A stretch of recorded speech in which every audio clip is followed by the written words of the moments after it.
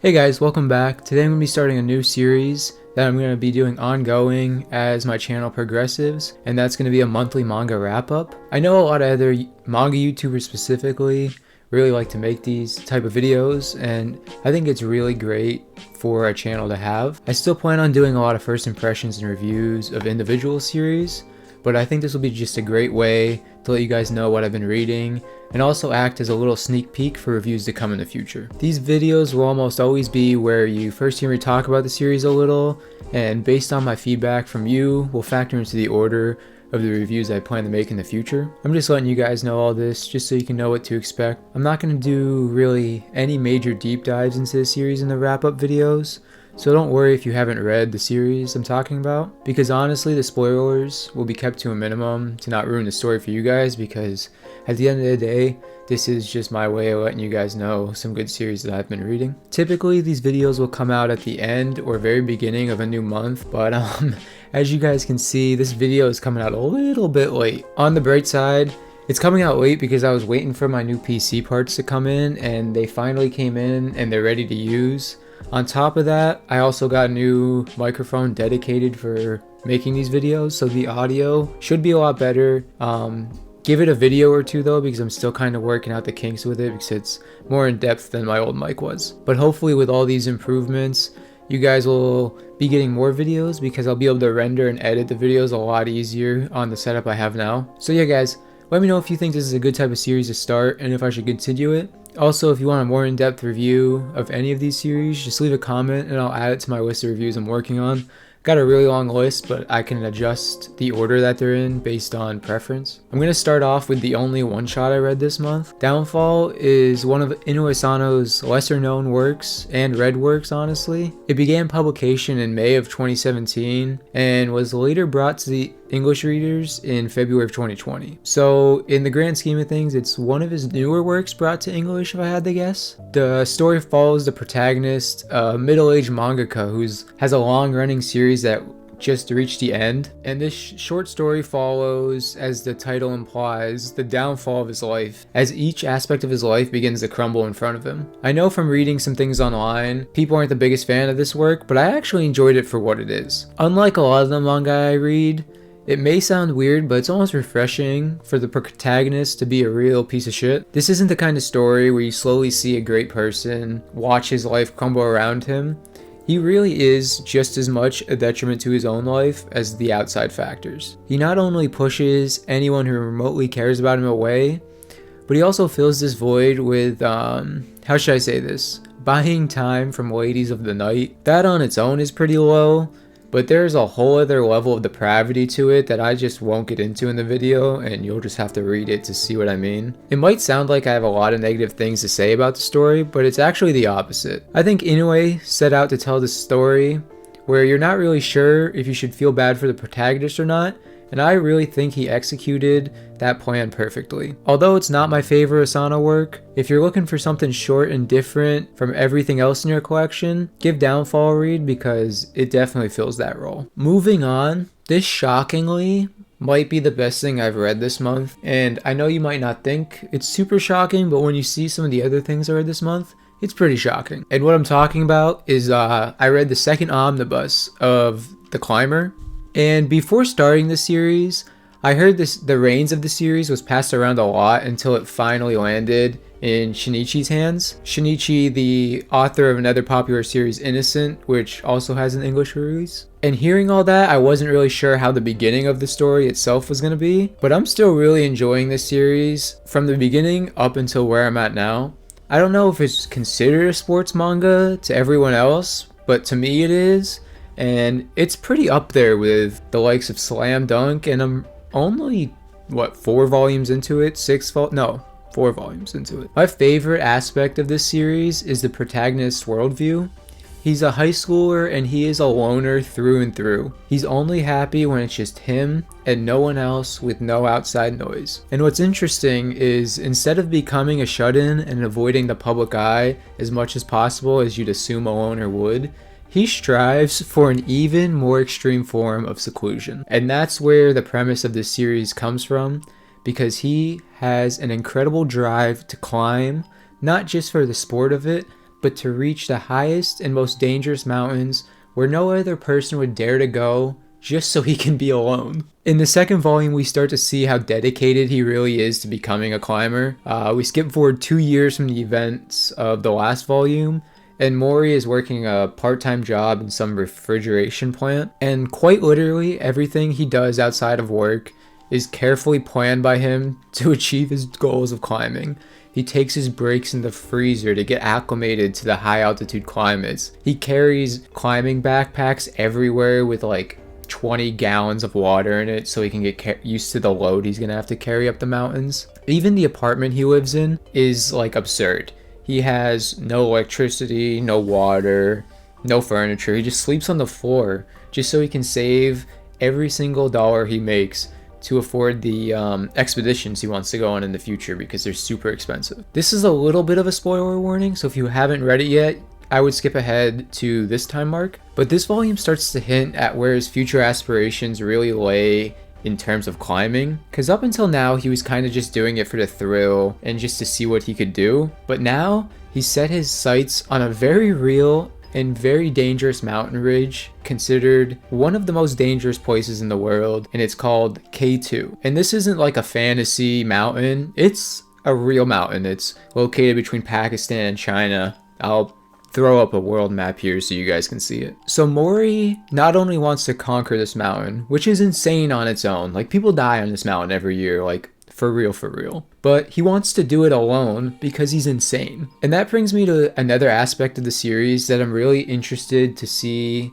where Shinichi takes it, because Mori's either going to go one of two ways. He's either going to stay in his headstrong way and be a loner and do all these hikes alone until he eventually reaches his goal, or I don't know, gets injured from climbing alone, who knows. Or option number two is he reaches a point where he realizes he can't do it alone and he has to look for help, which I kind of want it to go that way because I think it'd be cool to see him have to open up to really more focus on climbing instead of being alone, if that makes sense. I know I had a lot to say about this even though it was only 2 volumes I read, but that really just goes to show how much I'm enjoying the series. So with that being said, this one, check out if you're craving a new series to dive into.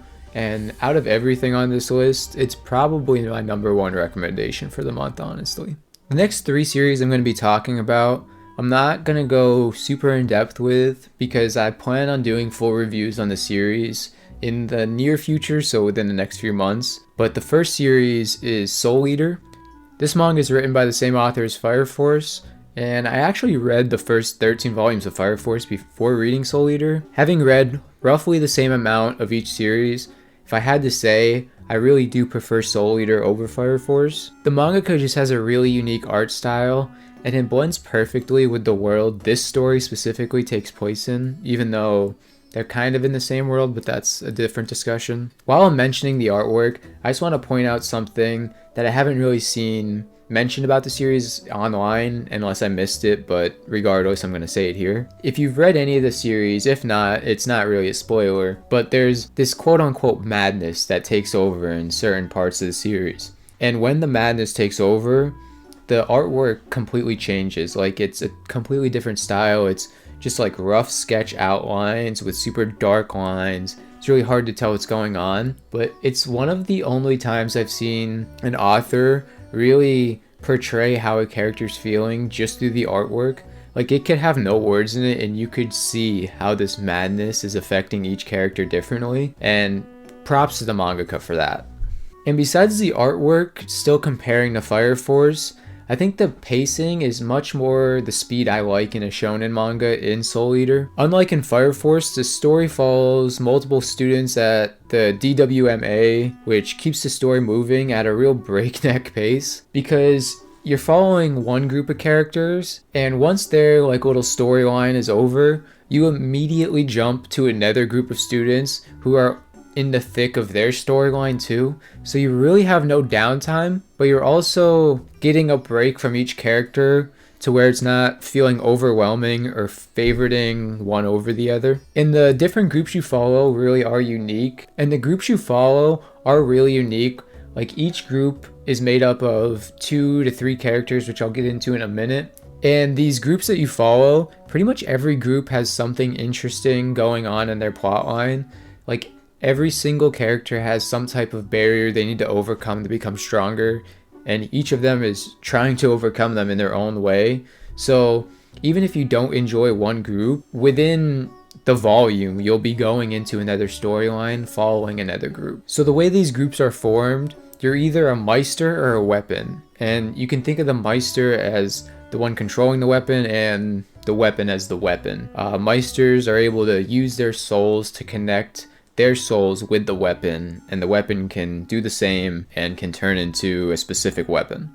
So for the most part, it's groups of 2, but there is one case where it's not. So the main duo, which is who this story follows the most, is Maka and Soul. Maka's father is the Shinigani's weapon, which is pretty much like the highest tier weapon you could be. So she already has big shoes to fill. And on top of that, there's an event that happens early on in the series where Maka and Soul have something happen to them that really affects how they see eye to eye on certain things, and they're constantly clashing, and it affects how they're fighting. And as the series progresses, you really get to see them give and take with each other to become a better team. They have a lot more going on, but I can't really get into it without spoiling anything. The next duo, and my personal favorite, is Blackstar and Tsubaki. Blackstar is a born and raised assassin, and honestly, the two of them have polar opposite personalities, but it makes their character growth so good together. Even though he's an assassin, Blackstar is outspoken and always wants to be the center of attention, while Tsubaki is shy and timid. This may sound like it would make them clash a lot, but they almost balance each other out, and I think they have the best relationship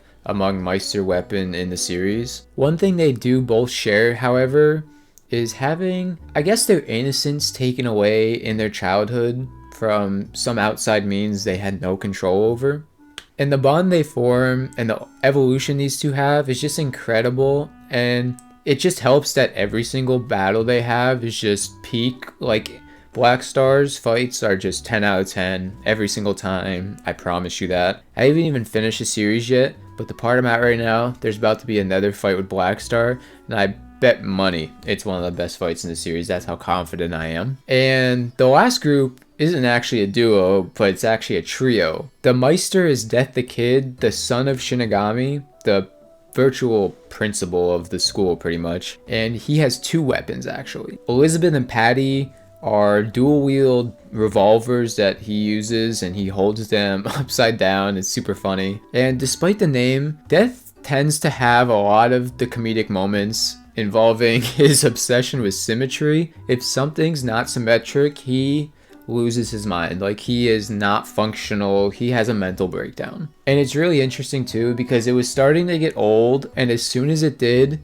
the story progressed and he kind of got away from that, and now he's just starting to dig into the past to find out what and who his father Shinigami really is and what he did in the past, because he's a real mystery. Like, we see him constantly. He's not around. Like, he's there. He's constantly there, but we don't really know anything about him yet. And there's a lot more I have to say about this series, but like I said, I want to save that for a full review where I can get into some spoilers and really talk about it. So the next series that I read this month honestly might be the most shocking and most impressive that I read for the month in terms of my expectations versus what ended up happening. And that series is Ikigami: The Ultimate Limit. Ikigami: The Ultimate Limit is the most recent series I've read that I think genuinely is underrated in the manga community. It came out in early 2005 and it's only 10 volumes, so it kind of went under the radar at the time. I will say, if you want to give this series a chance, I would read it online because some of the volumes, specifically volume 9, is pretty out of print, and I don't know if they have any plans on reprinting anytime soon because there's really not too much demand for it. This is a very episodic story. It follows Kengo Fujimoto, who lives in a dystopian country. All the citizens of this country at the start of first grade receive an injection. Now, at the time of getting the injection, nobody knows what your injection contains, but a very small percentage of the injections contain a lethal dose of something. It doesn't really get into what it is, but basically it will kill you between your 18th and 24th birthday at a predetermined date. Now, like I said, Nobody knows who has these ones and who doesn't, so you're really just kind of waiting to see, and it's Fujimoto's job as an Ikigami to notify these unfortunate members of society of their, well, soon coming downfall. So like I said, the story is very episodic. It usually follows 2 citizens per volume, and seeing how they choose to spend their last day on Earth. It still has an overarching story, which is where the series gets a little bit deeper and more political. This is where Fujimoto begins to wonder if these injections are doing the good the government claims, and if so, why is anyone who remotely speaks bad about the government mysteriously disappearing? As his faith in the government falters, he begins to spiral, not knowing who to trust, suspecting everybody of being government spies. The series is a great psychology work, and it's the series I plan on reviewing next actually. In that video, I'll dive deeper into some of the nuance that the series has, but just for now, if you're looking for something like this, definitely check it out. I highly recommend it. And this last series is the reason why I said The Climber is like unexpectedly my favorite thing I read this month, because I was really expecting it to be this next series. So the last thing I read for the month was the complete series of Planetes. I have it in the original Tokyo Pop volume, so it's volumes 1 through 4, and then it has 4.5 or 4.5. It's a nice and short series written by Makoto Yukimura, the same author who more recently wrote Vinland Saga. Of the 2, Planetes was his first, originally being released in 1999, and I actually decided to read this series now because I'm about to finally start diving into Vinland Saga now that I have it all, and I was hoping for a bit of a sneak peek as to what I'd be getting into with Vinland Saga. I've done a very good job at avoiding spoilers, so I don't know much of the plot of Vinland Saga, besides it's a Viking manga and it kind of has a revenge plot to it. The only other thing I know about the series is the infamous farming arc, where from what I heard it seems the fighting takes a backseat and it's more emotional growth. I feel like I got a taste of that in Planetes, as at its core the story revolves around a group of space junkies, which on the surface sounds very mundane, but dives deep into character exploration and the existential crisis our main character faces. One of my favorite scenes is when Hachi decides to spend his time away from work, quote-unquote space camping, and we get to see amazing visuals as he really begins to get deep into his head and wonder what he really wants out of life and how he wants to do it, basically. And I know all of us aren't astronauts, but I feel like everyone can relate to that in a way, and the story has a really good way of approaching it, and it approaches it in a very mature manner, which I like. The series is filled with many similar moments, and it's a great read if you're okay with the story not revolving around physical conflict, but instead the effects of one's mental conflicts on themselves and kind of how they deal with it. Something else I really enjoyed about it was, although it's a space manga per se, it does jump around. It doesn't solely take place in space, which is really cool. We get to see kind of what Earth is like and how being out in space for so long has an effect on their body and how Earth almost rejects them when they want to come back. I can't wait to write my review on this series because I'm really excited to hear how some of you interpreted the plot, because it's not really spelled right out for you. It has some self-interpretation mixed in with it, which I do enjoy, so I look forward to seeing your guys' opinion on it. So yeah guys, that's everything I've read for the month of November. If any of you read any of the series I talked about, let me know what you thought about them. I can honestly say I really enjoyed everything I read this month, which I don't really keep track. I mean, I guess I will now, but I feel like that doesn't always happen or happen very often, so that's cool. If you end up checking any of these series out, let me know if it was worth the read, and keep your eyes out for a full review where I'll deep dive into spoilers and really discuss the series in depth. Pretty much everything I talked about will eventually be getting a review. As I said earlier, the order will just depend on what you guys are more interested in. The next video, like I said, will most likely be a review of Ikigami, The Ultimate Limit. On top of that, I'll also be having a pretty big manga haul coming at the end of the month for Christmas and everything like that, followed by my manga collection.